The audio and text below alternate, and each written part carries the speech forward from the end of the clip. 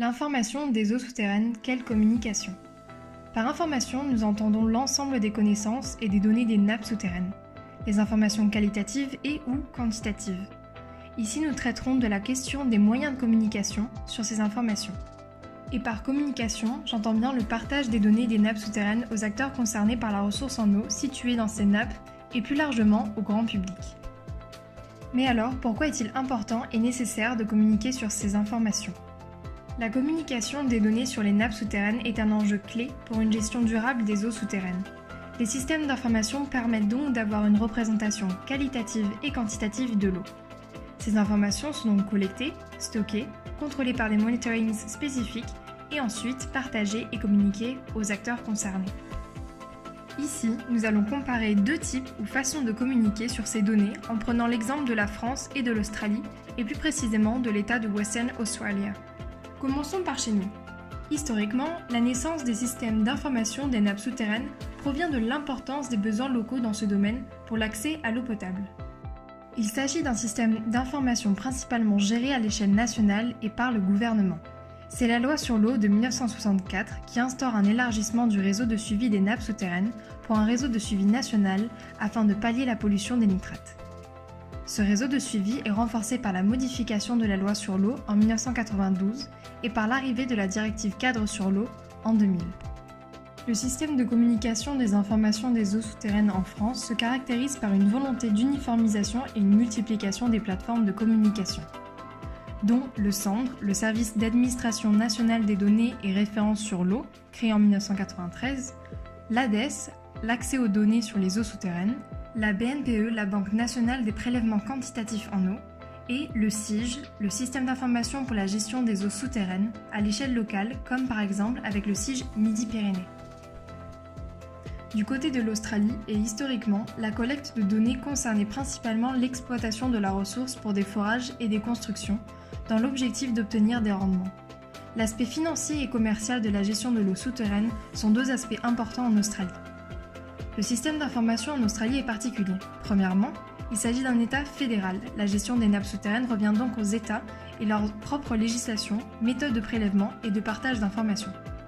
Néanmoins, le pouvoir central tend à centraliser et nationaliser le système d'information des eaux souterraines afin d'harmoniser le système de communication, et particulièrement avec la création du State Water Resource Information System, dont l'optique est d'analyser quantitativement le niveau de l'eau et qualitativement le niveau de salinité de la ressource en eau. Et ce n'est qu'en 2004 que l'on constate un renforcement du suivi qualitatif et quantitatif des eaux souterraines, avec la création du National Water Initiative.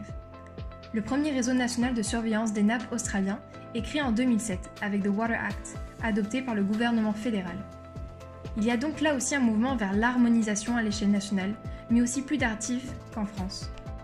Si nous prenons l'exemple de l'État du Western Australia, celui-ci est composé du département de la régulation de l'eau et de l'environnement, ainsi que du Water Information Reporting. À l'échelle nationale, il s'agit du Bureau of Meteorology, qui est en charge de ce travail de collecte et diffusion des données avec le système d'information national des nappes souterraines, NGIS, et de l'Australian Groundwater Explorer.